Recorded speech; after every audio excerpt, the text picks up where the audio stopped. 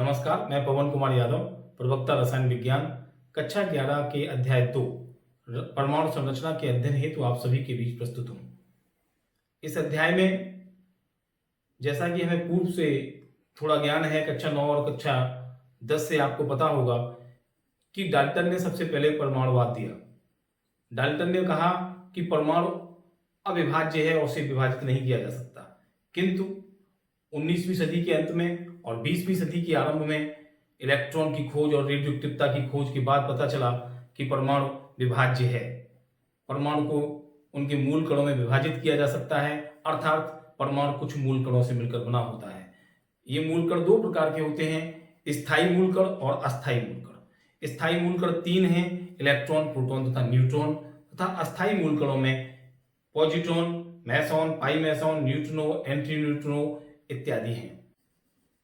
वस्तुतः परमाणु संरचना अध्याय के अंतर्गत हम परमाणु के मूल कणों की परमाणु में व्यवस्था अर्थात परमाणु संरचना का अध्ययन करेंगे। आज के परमाणु संरचना के इस प्रथम व्याख्यान में हम निम्नलिखित शिक्षण बिंदुओं पर चर्चा करेंगे, जिसमें सबसे पहले परमाणु संरचना, इसका परिचय, जिसको अभी हम लोग जान रहे थे, बढ़ रहे थे, और इसका अध्ययन करेंगे। इलेक्ट्रॉन की खोज, जिन्हें कैथोड किरणों के रूप में ये इलेक्ट्रॉन की खोज हुई, प्रोटॉन की खोज, न्यूट्रॉन की खोज और परमाणु के मूल कणों के लक्षण तथा थॉमसन का परमाणु मॉडल, इन बिंदुओं का आज के इस व्याख्यान 1 में हम अध्ययन करेंगे। इसके अतिरिक्त इस अध्याय में परमाणु संरचना में 7 और व्याख्यान होंगे। इस प्रकार कुल 8 व्याख्यानों में हम परमाणु संरचना अध्याय का अध्ययन करेंगे। सबसे पहले व्याख्यान 1 के इन शिक्षण बिंदुओं में इलेक्ट्रॉन की खोज अर्थात कैथोड किरणों का हम अध्ययन करते हैं। पिछली कक्षाओं में हमने जाना है कि परमाणु 3 मूल कणों से मिलकर बना होता है, 3 स्थायी मूल कणों से मिलकर बना होता है, और वे मूल कण होते हैं इलेक्ट्रॉन, प्रोटॉन तथा न्यूट्रॉन, जिसमें इलेक्ट्रॉन नाभिक के चारों ओर विभिन्न कक्षाओं में चक्कर लगाते हैं और प्रोटॉन तथा न्यूट्रॉन नाभिक के भीतर व्यवस्थित होते हैं। आज की वस्तुस्थिति के अनुसार और पूर्व ज्ञान के आधार पर हम यह जानते हैं, जो हमने अभी चर्चा की, कि प्रोटॉन न्यूट्रॉन न्यूक्लियस के अंदर और इलेक्ट्रॉन विभिन्न कक्षाओं में न्यूक्लियस के चारों ओर चक्कर लगाते हैं। इन इलेक्ट्रॉनों पर ऋणावेश और इस प्रोटॉन पर धनावेश पाया जाता है। नाभिक के अंदर जितने प्रोटॉनों की संख्या होती है, नाभिक के बाहर उतने ही इलेक्ट्रॉनों की संख्या होती है। क्यों? क्योंकि परमाणु विद्युत रूप से उदासीन होता है, अतः प्रोटॉनों का धनावेश इलेक्ट्रॉनों के ऋणावेश को न्यूट्रल कर देता है, उदासीन कर देता है। यह हमारे पूर्व ज्ञान के आधार पर हम जाने कि इलेक्ट्रॉन ऋणावेशित होता है और प्रोटॉन धनावेशित होता है। किंतु अगर हम 1878 के आसपास चलें और देखें कि उस समय जब परमाणु को अविभाज्य माना जाता था, उससे पूर्व उस परमाणु को विभाजित नहीं माना जाता था, तब वैज्ञानिकों ने अपने अध्ययन के आधार पर, डाल्टन के पश्चात जो वैज्ञानिक आए, उन्होंने अपने अध्ययन के आधार पर इलेक्ट्रॉन की खोज की, प्रोटॉन की खोज की, न्यूट्रॉन की खोज की, तब जाकर के एक परमाणु का निश्चित मॉडल, आधुनिक परमाणु मॉडल प्रस्तुत किया। जिन सब बातों का इस परमाणु संरचना अध्याय के अंतर्गत हम अध्ययन करेंगे। सबसे पहले जानें कि हमारे जो इलेक्ट्रॉन की खोज सबसे पहले हुई, वो किस प्रकार से हुई, किसने की और किस तरह से की गई। इसके लिए विलियम क्रोक्स, जूलियस प्लकर और फैराडे आदि वैज्ञानिकों ने 1878 में एक विसर्जन नली में अल्प दाब पर भरी हुई गैस में कैथोड तथा एनोड लगाकर उच्च वोल्ट प्रवाहित करके विद्युत धारा प्रवाहित करने का एक प्रयोग किया। यह विसर्जन नली कांच की एक 60 सेंटीमीटर बेलनाकार नली थी, जिसमें एक कैथोड, जो आप देख रहे हैं नेगेटिव चार्ज वाला कैथोड होता है, जो ब्लू कलर से दिखाया गया है, और एक एनोड जो रेड कलर से दिखाया गया है, जिस पर पॉजिटिव चार्ज है, व्यवस्थित किया गया। इन दोनों कैथोड और एनोड को उच्च वोल्ट से जोड़ा गया। ये दो पतली प्लेटें थी कैथोड और एनोड की, और इस पंप में एक निर्वात नली लगाई गई, जिससे निर्वात पंप कहा गया, जिससे इस विसर्जन नली में निर्वात पैदा की गई, और उसके बाद इस नली का दाब 10⁴ से भी कम वायुमंडल किया गया। तब विद्युत धारा प्रवाहित करने पर वैज्ञानिकों ने यह देखा कि कैथोड से एनोड की ओर, अर्थात एनोड के पीछे वाली दीवार पर, कैथोड के जस्ट सामने वाली और एनोड के पीछे वाली दीवार पर एक हरे रंग की प्रतिदीप्त उत्पन्न हुई। क्या उत्पन्न हुई? एक हरे रंग की चमक उत्पन्न हुई जिसे प्रतिदीप्त कहा गया। और यह प्रतिदीप्त कैथोड से निकलने वाली किरणें जो एनोड के सामने वाले पर्दे को हरा कर देती हैं, उसके कारण उत्पन्न हुई। जब वायुमंडलीय दाब को, जब इस दाब को 10⁴ से और अधिक कम किया गया तो पूरी नली में अंधेरा छा गया, किंतु इस नली के दूसरे किनारे पर हरे रंग की चमक उत्पन्न हुई, जिससे यह पता लगा कि कुछ किरणें कैथोड से निकलकर एनोड की ओर गति करती हैं। इन किरणों का वैज्ञानिक जे थॉमसन ने 1897 में अध्ययन किया और इस प्रयोग के निष्कर्षों के रूप में, इस प्रयोग के अध्ययन के आधार पर कुछ निष्कर्ष निकाले जो कैथोड किरणों के गुणों को प्रदर्शित करते हैं। उन्होंने बताया कि ये किरणें सीधी रेखा में चलती हैं। जो किरणें कैथोड से निकली वो सीधी रेखा में चलती हैं। इसके लिए उन्होंने क्या किया, इस मार्ग में कैथोड और एनोड के बीच में एक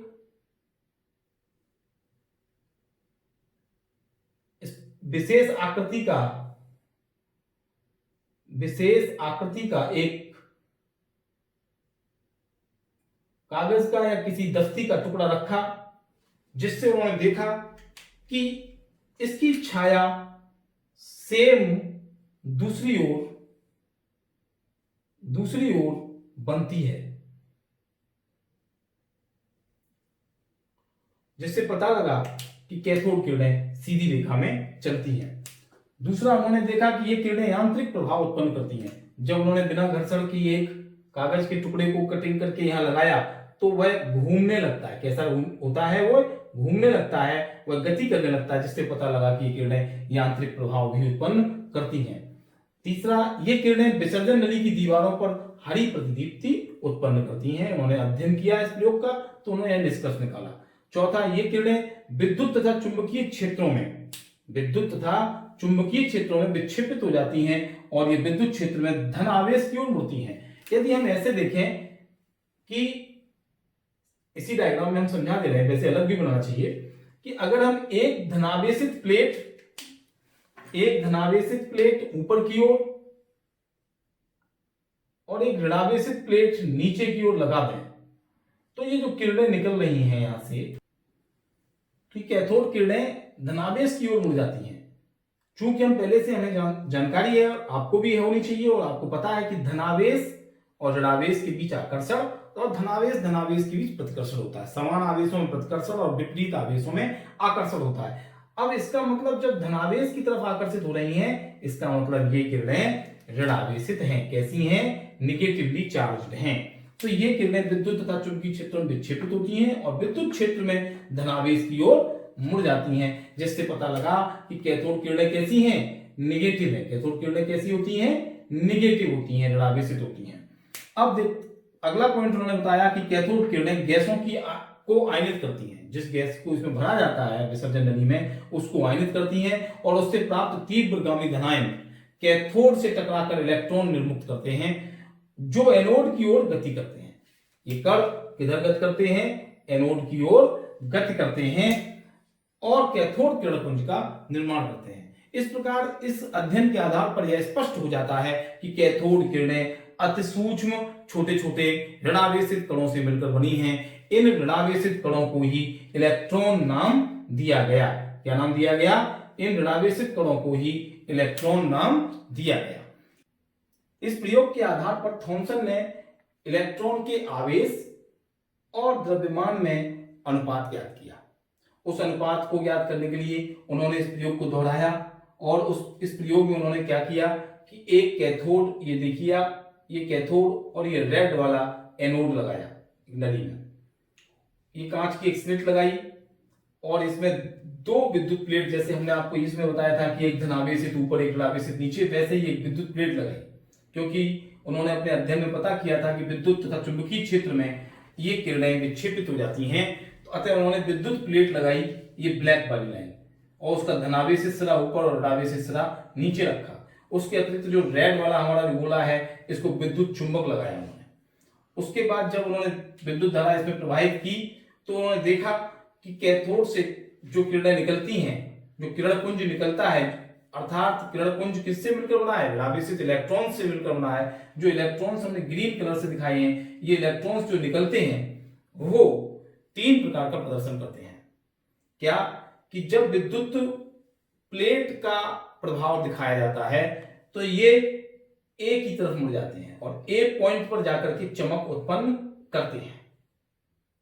विद्युत प्रवाह में, विद्युत के प्रभाव में ये ए पॉइंट पर जाकर के चमक उत्पन्न करते हैं। क्यों? क्योंकि इधर धनावेश स्थिर है तो ये धनावेश की ओर आकर्षित होते हैं, किधर धनावेश की ओर मुड़ जाते हैं या विक्षेपित हो जाते हैं, इसलिए ये ए पॉइंट पर चमक उत्पन्न करते हैं। और जब चुंबकीय क्षेत्र का प्रभाव डाला जाता है तो ये सी पॉइंट पर चमक उत्पन्न करते हैं, और जब इन दोनों का कोई प्रभाव नहीं डाला जाता है तो ये सीधे बी पॉइंट पर चमक उत्पन्न करते हैं। इस प्रकार उन्होंने, थॉमसन ने विद्युत क्षेत्र अथवा चुंबकीय क्षेत्र के प्रभाव में E/m का मान निर्धारित किया, जिसमें वो सफल रहे। और E/m अर्थात आवेश और द्रव्यमान का अनुपात उन्होंने पता किया, वो आया था 1.7588। इसको लिख सकते थे 1.76 इंटू 10⁻11, 5 को 6 कूलाम प्रति किलोग्राम ज्ञात किया। इलेक्ट्रॉन पर आवेश और इलेक्ट्रॉन के द्रव्यमान को इसी की सहायता से उन्होंने निकाला -1.6 इंटू 10⁻19 कूलाम। यहां ऋण चिन्ह यह प्रकट करता है कि इलेक्ट्रॉन पर नेगेटिव आवेश होता है, और उन्होंने इलेक्ट्रॉन का द्रव्यमान 9.1031 किलोग्राम ज्ञात किया। इस प्रकार थॉमसन को इलेक्ट्रॉन का खोजकर्ता कहा जाता है। और इलेक्ट्रॉन के बारे में थॉमसन ने कहा कि इलेक्ट्रॉन सभी तत्वों में पाया जाने वाला सार्वभौमिक कण है।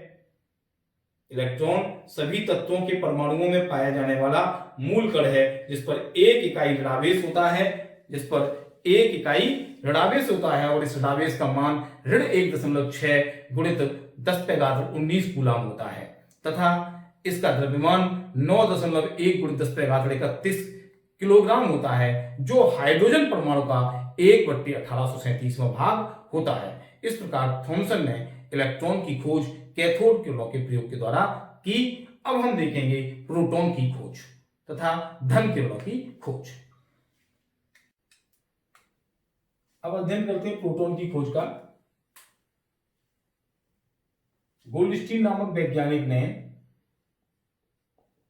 1886 में विसर्जन नली के प्रयोग को दोहराया।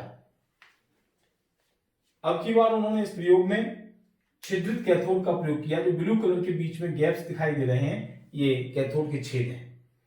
तो छिद्रित कैथोड का प्रयोग किया। उसके बाद जब अल्प दाब पर भरी हुई गैस में विद्युत धारा प्रवाहित की तो विसर्जन नली की दीवार पर कुछ चमक उत्पन्न हुई। यह चमक कैथोड को पार कर जाने वाली किरणों के कारण हुई। चूंकि ये किरणें कैथोड की ओर गति कर रही हैं और कैथोड के छेदों को पार करके निकल जाती हैं, इसलिए इन किरणों का नाम कैनाल किरणें रखा गया। कैनाल मीन्स छिद्र होता है। उसके बाद थॉमसन नामक वैज्ञानिक ने इन किरणों का अध्ययन किया और अपने प्रयोगों द्वारा यह सिद्ध किया कि ये किरणें धनावेशित होती हैं और धनावेशित कणों से मिलकर बनी हैं। चूंकि ये किरणें एनोड और कैथोड के बीच के इस भाग से उत्पन्न हुई। जब गैसों का आयनन होता है तो गैसों में से इलेक्ट्रॉन अर्थात कैथोड किरणों के निकल जाने के बाद जो धनावेशित कण शेष बचते हैं, वही धनावेशित कणों से मिलकर के ये धन किरणें बनी थी। अतः कैनाल किरणों को धन किरणें कहा गया। रदरफोर्ड नामक वैज्ञानिक ने 1919 में इन धनावेशित किरणों के कण का नाम प्रोटॉन रखा और उन्होंने इस प्रकार प्रोटॉन की खोज की। उनके अनुसार प्रोटॉन सभी तत्वों के परमाणुओं में पाया जाने वाला सार्वभौमिक कण है, जिस पर 1 इकाई धनावेश होता है, जिसका मान +1.6 इंटू 10⁻19 कूलाम होता है, तथा इसका द्रव्यमान 1.6726 × 10⁻24 ग्राम होता है। अतः हम प्रोटॉन की परिभाषा कर सकते हैं कि किसी परमाणु में उपस्थित वह मूल कण जिस पर इकाई धनावेश जिसकी वैल्यू 1.6 इंटू 10⁻19 कूलाम होती है, और उसका द्रव्यमान 1.6726 × 10⁻24 ग्राम होता है, प्रोटॉन कहलाता है। इसे और अधिक उन्होंने जब अध्ययन किया तो उन्होंने पाया कि अगर हम विसर्जन नली में हाइड्रोजन गैस लें तो हाइड्रोजन गैस लेने पर सबसे हल्का हमें धनावेशित कण प्राप्त होता है। इस धनावेशित कण को ही उन्होंने प्रोटॉन कहा। अतः हाइड्रोजन परमाणु के नाभिक को अर्थात हाइड्रोजन परमाणु के धनावेशित कण को प्रोटॉन नाम दिया गया, जिसका द्रव्यमान हाइड्रोजन परमाणु के लगभग बराबर ही पाया गया। अब हम देखते हैं न्यूट्रॉन की खोज। 1932 में अर्नेस्ट चैडविक नामक वैज्ञानिक ने बेरिलियम तथा बोरॉन इत्यादि तत्वों पर अल्फा कणों की बमबारी का प्रयोग किया। उन्होंने अल्फा कण वास्तव में हीलियम परमाणु के नाभिक होते हैं। अल्फा कण क्या होते हैं? हीलियम परमाणु के नाभिक होते हैं, जिन्हें He++ से प्रदर्शित किया जाता है। नाभिकीय अभिक्रियाओं में इन्हें 2He4 से दिखाया जाता है। इनके पास 2 प्रोटॉन तथा 2 न्यूट्रॉन तथा 2 प्रोटॉन होते हैं। तो अल्फा कण क्या है? हीलियम परमाणु के नाभिक होते हैं। जब बेरिलियम तथा बोरॉन इत्यादि तत्वों पर अल्फा कणों की बमबारी की जाती है तो एक उदासीन प्रकृति के कण उत्पन्न होते हैं, जिनका द्रव्यमान लगभग प्रोटॉन के द्रव्यमान के बराबर होता है। इन कणों को चैडविक ने न्यूट्रॉन नाम दिया। तो इस प्रकार न्यूट्रॉन हाइड्रोजन परमाणु को छोड़कर से सभी तत्वों में पाए जाने वाला सार्वभौमिक कण है, जिस पर कोई आवेश नहीं होता और उसका द्रव्यमान लगभग प्रोटॉन के द्रव्यमान के बराबर होता है। इस प्रकार न्यूट्रॉन की खोज की गई। अब आप देखिए, इस रिएक्शन को भी समझ लीजिए। इस रिएक्शन में जैसे 4Be9 है, तो यहाँ इसका मतलब है 4 बेरिलियम का परमाणु क्रमांक है और 9 उसकी द्रव्यमान संख्या है। इसका मतलब 4 इसमें प्रोटॉन है और 5 न्यूट्रॉन है, इसलिए 5 और 4 9। तो नाभिकीय अभिक्रियाओं में हम परमाणु क्रमांक और द्रव्यमान संख्या के सापेक्ष इस प्रकार से तत्व के संकेत को पूर्णतः निरूपित करते हैं। और उसके बाद यहाँ अल्फा कण से जब 4Be9 की रिएक्शन होती है तो 6C12 कार्बन बनता है और न्यूट्रॉन 0N1 बनता है। ये वे अभिक्रियाएं हैं जिनमें एक तत्व दूसरे तत्व में परिवर्तित हो जाता है, नए तत्वों का निर्माण होता है, कह सकते हैं। 5B11 + 2He4 = 7N नाइट्रोजन 14 और 0N1। इस प्रकार ये न्यूट्रॉन की उत्पत्ति होती है नाभिकीय अभिक्रियाओं में 2He4 के आक्रमण से 5B11 और 4B9 पर। तो इस प्रकार चैडविक ने न्यूट्रॉन की खोज की। अब अगला टॉपिक हम देखते हैं परमाणु के मूल कणों के लक्षण। हम लोगों ने अभी इलेक्ट्रॉन, प्रोटॉन तथा न्यूट्रॉन की खोजों का अध्ययन किया। अब इन खोजों के आधार पर परमाणु के मूल कण, जो स्थायी मूल कण है इलेक्ट्रॉन, प्रोटॉन तथा न्यूट्रॉन, उनके कुछ सामान्य लक्षण निकल कर हमारे सामने आए हैं। उनको इस टेबल के द्वारा हम समझते हैं। जैसे यहाँ मूल कण का कॉलम है, यहाँ इनके ये लक्षण है। जैसे इलेक्ट्रॉन, इनके खोजकर्ता कौन है? J.J. थॉमसन, और इनकी खोज कब हुई? 1897 में। इसका प्रतीक है E फॉर इलेक्ट्रॉन, E से इसको प्रकट करते हैं। किंतु नाभिकीय अभिक्रियाएं जैसे कि यहाँ है ये 4B9, नाभिकीय अभिक्रियाओं में देखिए इस न्यूट्रॉन को 0N1 लिखा गया है। अगर कहीं नाभिकीय अभिक्रियाओं में इलेक्ट्रॉन उत्पन्न होता है या इलेक्ट्रॉन प्रयुक्त होता है तो उसे -1E0 से प्रदर्शित करेंगे। आवेश, इस पर 1 यूनिट निगेटिव चार्ज होता है, जिसकी वैल्यू, जिसका मान -1.6 × 10⁻⁻19 कूलम होता है। इसका द्रव्यमान AMU में 0.0005486 यानी 5486 AMU होता है। AMU का मतलब है atomic mass unit. Atomic mass unit Hindi में इसका मतलब है परमाणु संहति या द्रव्यमान कह सकते हैं, संहत को मात्रक। AMU का मतलब क्या है? A, M से मास और यूनिट, एटॉमिक मास यूनिट। ये छोटे छोटे कणों के द्रव्यमान को मापने वाला मात्रक होता है। तो इस AMU में यदि हम इलेक्ट्रॉन का द्रव्यमान ज्ञात करें, पता करें, तो ये आएगा 0.005486 AMU। ग्राम में द्रव्यमान, जैसा कि पीछे हम अध्ययन कर चुके हैं, 9.1 × 10⁻⁻28 ग्राम। अगर किलोग्राम में था तो यहाँ 31 हो जाते थे। प्रोटॉन की खोज करता है रदरफोर्ड, 1919 में इनकी खोज हुई। इसका संकेत है P, जिसको हम नाभिकीय अभिक्रियाओं में 1H1 से दिखाते हैं। किसे दिखाते हैं? 1H1 से दिखाते हैं। और H+ भी प्रोटॉन का संकेत होता है। क्यों? हाइड्रोजन परमाणु में से एक इलेक्ट्रॉन निकल जाने पर, क्योंकि 1H1 हाइड्रोजन का जो प्रोटियम समस्थानिक है, यदि उसमें से केवल एक ही, चूंकि उसमें इलेक्ट्रॉन एक ही होता है और एक उसकी द्रव्यमान संख्या है, एक इलेक्ट्रॉन यदि इसमें से निकल जाता है तो इसके पास सिर्फ ये H प्लस बनता है। जब भी किसी में से इलेक्ट्रॉन परमाणु में से निष्कासित होते हैं तो उसके ऊपर एक धनावेश आ जाता है, क्योंकि इलेक्ट्रॉन कम हो जाता है और नाभिक में धनावेश बढ़ जाता है, जो उसके पूरे परमाणु के ऊपर लिख करके प्रकट किया जाता है। तो ये H प्लस का मतलब हुआ प्रोटॉन। क्या मतलब हुआ? प्रोटॉन। जब हाइड्रोजन एटम से एक इलेक्ट्रॉन निकलता है तो H प्लस बनता है, जिसे हम प्रोटॉन कहते हैं। जिसे क्या कहते हैं? प्रोटॉन। इस पर भी 1 यूनिट धनावेश होता है, पॉजिटिव चार्ज। इसकी वैल्यू 1.6 × 10⁻⁻19 होती है। इसका द्रव्यमान एएमयू में 1.2205757 होता है और ग्राम में द्रव्यमान 1.6726 × 10⁻⁻24 ग्राम होता है। न्यूट्रॉन, जिसकी खोज चैडविक ने की 1932 में, इनका संकेत स्मॉल n होता है और नाभिकीय क्रियाओं में आपने देखा ही था 0n1 से इन्हें प्रकट करते हैं। इन पर कोई आवेश नहीं पाया जाता और इनका द्रव्यमान 1.00865 AMU होता है तथा इनका ग्राम में द्रव्यमान 1.6750 × 10⁻24 ग्राम होता है। इस प्रकार हमने परमाणु के मूल कणों के लक्षण सारांश में इस टेबल के द्वारा समझे। अगला हमारा टॉपिक है थॉमसन का परमाणु मॉडल। विभिन्न वैज्ञानिकों ने परमाणु के मॉडल को समझाने के लिए परमाणु की संरचना को, परमाणु की अंदर की व्यवस्था को बताने के लिए अपने अपने मॉडल प्रस्तुत किए, जिनमें सबसे पहला नाम है थॉमसन का। थॉमसन ने परमाणु के संबंध में बताया कि परमाणु विद्युत उदासीन गोलाकार कण है जिस पर कोई आवेश नहीं होता, किंतु परमाणु के भीतर संपूर्ण भाग में धनावेश वितरित रहता है और उसमें ऋणावेशित इलेक्ट्रॉन जगह जगह इस प्रकार धसे होते हैं जैसे तरबूज में बीज धसे होते हैं।